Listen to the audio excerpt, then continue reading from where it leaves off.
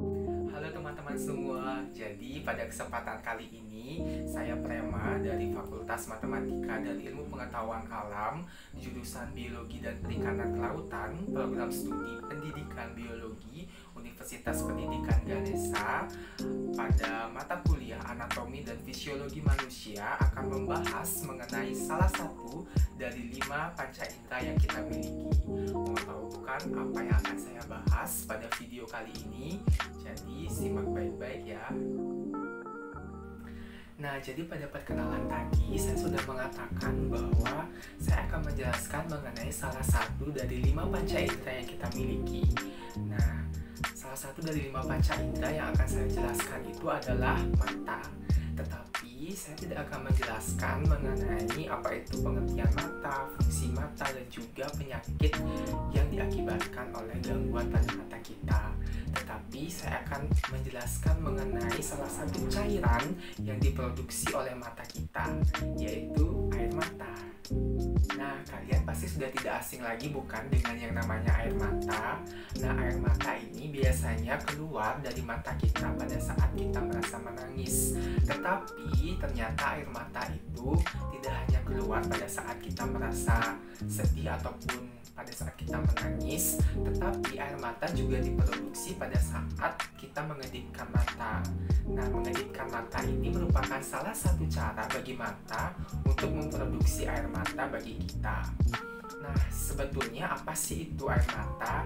Jadi, air mata merupakan kelenjar yang diproduksi oleh proses lakrimasi untuk membasahi mata kita. Lakrimasi yang dimaksud di sini adalah rasa emosional yang timbul biasanya pada saat kita merasa sedih. Nah, jadi di sini saya akan menyampaikan salah satu fakta menarik dari manusia dan juga air mata. Jadi, manusia merupakan satu-satunya mamalia yang memproduksi air mata pada saat merasa emosional. Seperti pada saat menangis, kita akan memproduksi air mata seperti itu. Nah, selanjutnya adalah bagaimana sih dengan fungsi dari air mata itu? Nah, tadi pada pengertian tadi saya sudah menjelaskan bahwa air mata merupakan kelenjar yang diproduksi pada proses lakrimasi untuk membasahi mata kita. Jadi, fungsinya yang pasti adalah untuk membasahi mata kita. Tetapi tidak hanya untuk membasahi mata kita saja. Ternyata air mata juga memiliki banyak sekali fungsi untuk mata kita. Adapun fungsi dari air mata kita selain untuk membasahi mata kita, ternyata air mata memiliki fungsi untuk mempertajam penglihatan kita, dan juga air mata juga berfungsi untuk membersihkan mata dari debu, kotoran, mikroorganisme yang menempel pada mata sehingga kita terhindar dari yang namanya infeksi mata. Selain itu juga mata tentunya akan memberikan nutrisi dan juga oksigen kepada mata sehingga mata kita akan bisa melihat dengan baik dan mata kita akan tampak sehat. Wah, ternyata banyak sekali nih fungsi yang dimiliki oleh air mata kita.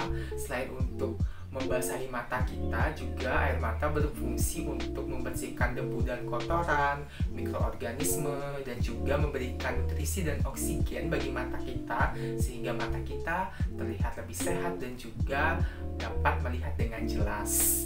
Nah, pada pembahasan selanjutnya saya akan membahas mengenai apa sih kandungan yang terdapat pada air mata kita sehingga air mata kita itu dapat memberikan nutrisi, memberikan oksigen, dan juga membersihkan debu kotoran maupun mikroorganisme sehingga kita terhindar dari yang namanya infeksi pada mata.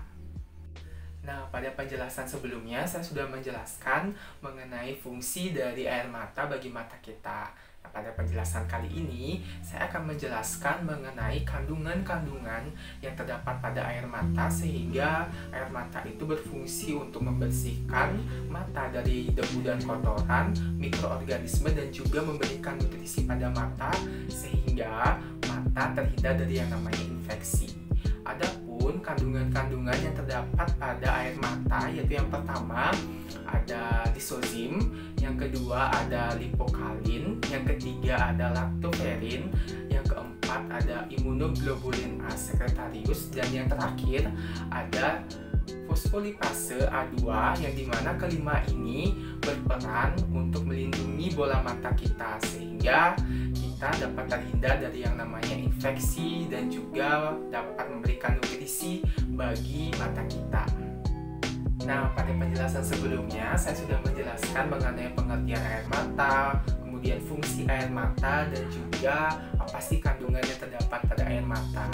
Nah, pada penjelasan kali ini saya akan menjelaskan mengenai 3 lapisan yang terdapat pada air mata kita.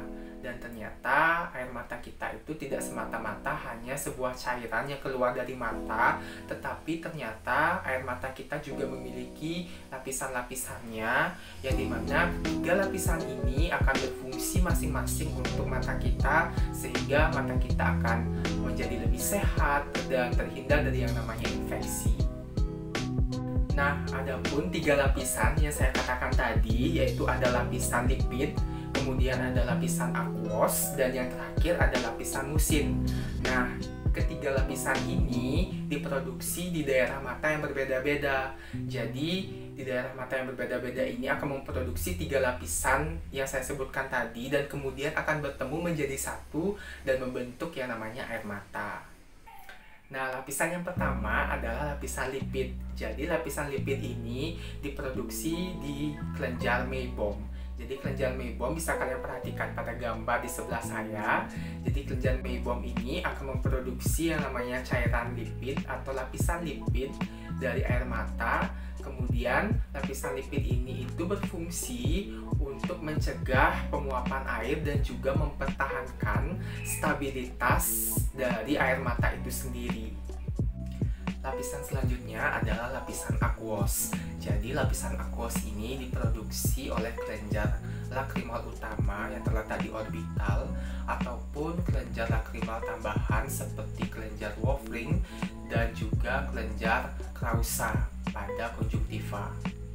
Fungsi dari lapisan aquos ini yaitu yang pertama adalah sebagai pelarut nutrisi, kemudian yang kedua sebagai penyedia oksigen, kemudian yang ketiga itu sebagai antibakterial dan juga antiviral, kemudian yang keempat itu menjaga regularitas dari kornea. Lapisan yang terakhir adalah lapisan musin. Jadi lapisan musin ini diproduksi di sel-sel goblet pada mata, di mana lapisan musin ini kaya sekali akan glikoprotein, di mana glikoprotein ini akan kontak langsung dengan lapisan epitel kornea mata, yang dimana berperan sebagai barier dari perlekatan ataupun penetrasi dari partikel-partikel asing ataupun bakteri yang melekat pada permukaan bola mata. Nah, selanjutnya adalah mengenai lapisan apa sih yang paling banyak dikandung dari air mata kita. Jadi, lapisan yang paling banyak dikandung atau paling banyak terdapat pada air mata kita itu adalah lapisan aquos. Jadi, lapisan aquos ini mengandung air, kemudian elektrolit dan juga protein. Nah, lapisan aquos ini seperti yang sudah saya katakan tadi itu diproduksi di kelenjar lakrimal, selain juga di kelenjar Krausa dan juga Wolfram. Nah, sudah jelas bukan mengenai apa itu pengertian air mata, kemudian fungsi dari air mata, kemudian kandungan apa saja yang terdapat pada air mata, dan apa saja lapisan-lapisan yang terdapat pada air mata kita. Nah, pada pembahasan selanjutnya, saya akan membahas mengenai bagaimana air mata itu keluar dari mata kita. Jadi, simak baik-baik ya video ini. Baik, pada pembahasan kali ini saya akan membahas mengenai bagaimana proses dari air mata itu diproduksi oleh mata kita. Jadi, air mata itu diproduksi oleh mata kita itu melalui kelenjar-kelenjar yang terdapat pada mata kita, di mana kelenjar yang memproduksi air mata itu adalah kelenjar air mata yang dalam bahasa ilmiahnya itu adalah lacrimal gland. Jadi lacrimal gland ini akan memproduksi air mata dan kemudian akan menyalurkannya melalui konjungtiva dan membasahi mata kita, sehingga mata kita itu akan terhindar dari yang namanya debu, bakteri, dan juga kotoran yang menempel pada mata kita, sehingga kita terhindar dari yang namanya infeksi. Selanjutnya, air mata yang berlebih pada mata kita itu akan keluar atau menetes pada mata kita. Hal ini terjadi pada saat kita menangis. Jadi menangis merupakan air mata yang berlebih atau keluar dari mata kita. Selain itu juga, air mata yang berlebih akan masuk melalui lubang kecil yang terdapat pada ujung mata kita yang berdekatan dengan hidung kita. Itu bernama punctum lacrimal. Jadi punctum lacrimal ini akan memasukkan air mata yang berlebih tersebut melalui saluran yang menghubungkan antara mata dan juga hidung kita, di mana saluran tersebut bernama canaliculi lacrimal atau lacrimal canaliculus. Jadi lacrimal canaliculus ini akan membawa kelebihan air mata yang terdapat pada mata kita ke hidung kita, sehingga pada saat kita menangis itu pasti terasa seperti pilek.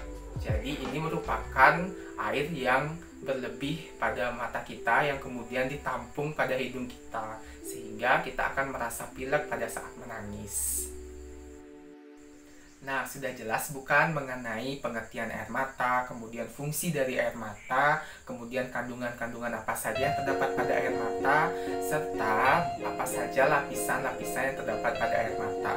Selain itu juga, kalian juga sudah mengetahui bagaimana air mata itu diproduksi oleh mata kita. Sehingga ini merupakan suatu wawasan tambahan bagi kita semua, tidak hanya bagi kalian yang masih sekolah, tapi bagi kita yang masih kuliah ataupun yang masih bekerja. Maka dari itu, pesan saya untuk kalian semua, tetap belajar di rumah, tetap di rumah aja, dan jaga kesehatan kalian, karena kesehatan kita pada saat ini sangat penting untuk mencegah penyebaran virus corona di Indonesia. Tunggu video pembelajaran dari saya selanjutnya. Terima kasih.